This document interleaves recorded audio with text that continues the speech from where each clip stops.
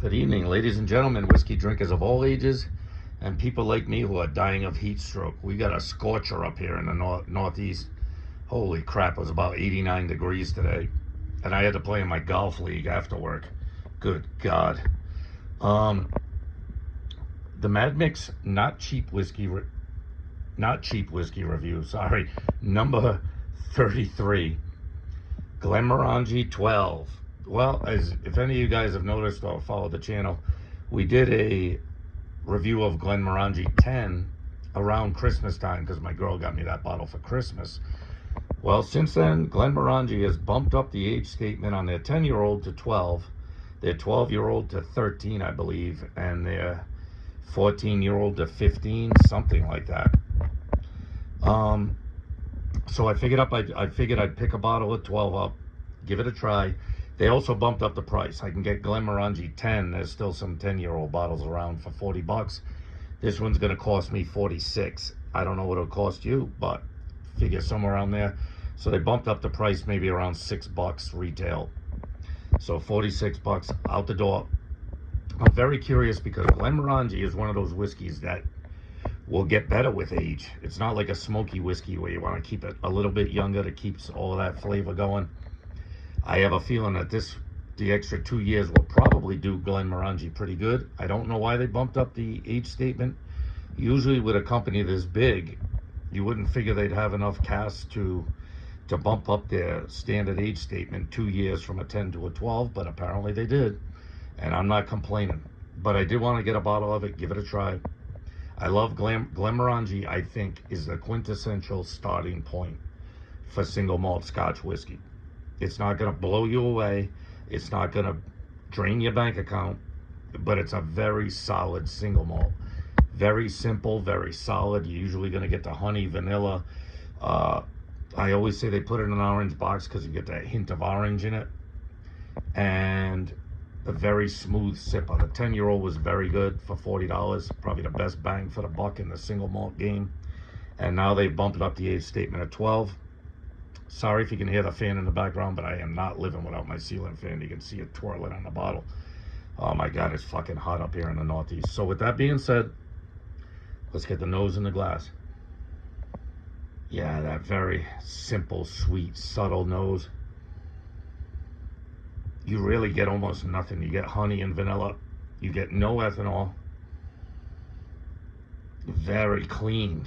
Oh, I love Glenmorangie. It's just such a clean, simple whiskey.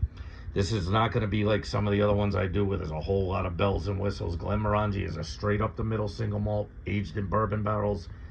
If you want their finished products, I think you can get a port cask and a sherry cask in their 14 and 15. Well, their new age stated 14 and 15. They used to be like 12 and 14, I think. But they're bumping up all their age statements. So with that being said, the nose is simple. You get sweetness, you get honey, vanilla, a hint of malt, but not a lot, and very, very subtle. There is no jagged edges. There's no sharp edges to this nose.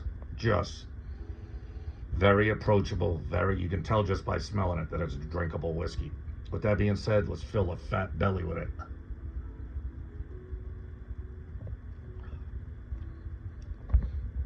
Yup. Very smooth. I'm not getting the hints of fruit like you sometimes get. You're getting the honey, you're getting the vanilla. Maybe you're getting the hints of fruit in the middle, and then you're getting the spice on the back end. Not an overbearing spice. There are a couple I've done lately that are like a spice explosion on the back end. This is not that.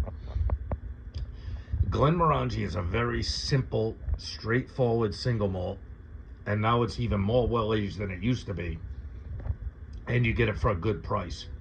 So don't be expecting a nose or flavor explosion with Glenmorangie 12, the new 12. It's not that kind of whiskey. Like I said before, I think this is the most approachable beginner's whiskey if you're going to get in a single malt Scotch game. If after you've been in it for a while like me and you've tasted, I don't know, dozens, if not 100 different single malts, you're going to want to start expecting more. But for somebody who's just starting to drink single malt, or to give it to a friend who comes over who is not really a Scotch drinker, you can't really go wrong with Glenmorangie. I'm getting more malt now. Now that I'm back in the nose. Much more malt. I was missing it on the first sniff. Very smooth though, no jagged edge, just a very smooth, supple whiskey. All right, let's have one more sip. We'll wrap this up.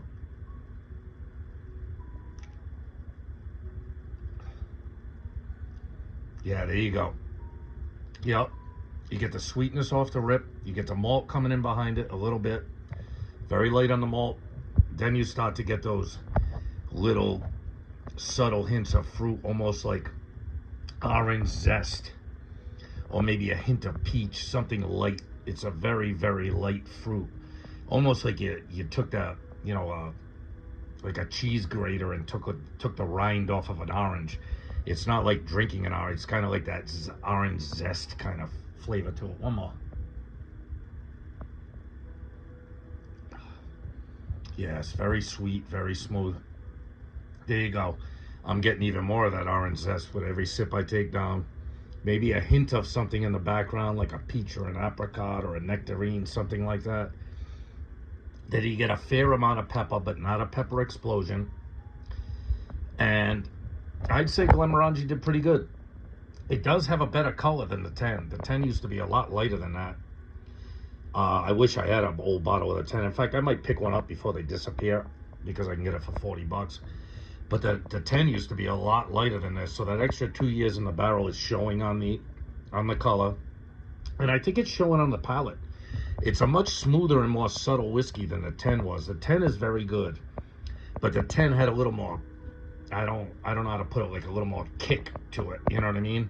Like it was a little younger age, so it had a little more sparkle and a little more, you know, some of that younger whiskey flair to it. You know what I mean? This seems a slightly dialed back. Oh yeah, I got the aftertaste of like that orange zest too. That's very good. So with that being said, there's not much more I can say. I think the 12 is equally as good as the 10, maybe even a little bit better and more subtle. I'm very surprised. You don't often see a whiskey distillery up their age on all their offerings. All their basic core line offerings are going up in age. Very unusual. And the price didn't go up, like I said, $6 difference. Not a big difference for 2 extra years. A lot of distilleries who pay a lot more than $6 for 2 extra years on the age statement, going from 10 to 12. The Mad Mix, not cheap whiskey review because it's now 46 bucks. Number 33, Glenmorangie 12, the new age statement.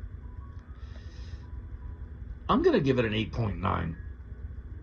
I might have given Glenmorangie 10 a higher score because it was a little bit cheaper.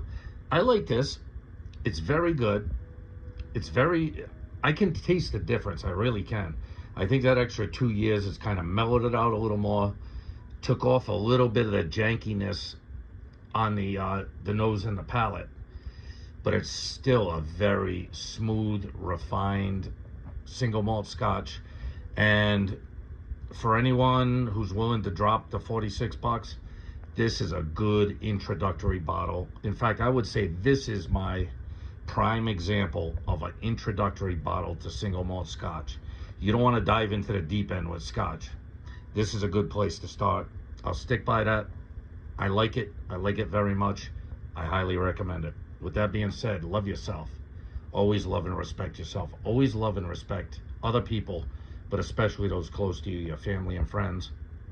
And love not cheap whiskey, especially the new Glenmorangie 12. I think it was a good move for them to up it a couple years from the 10-year-old.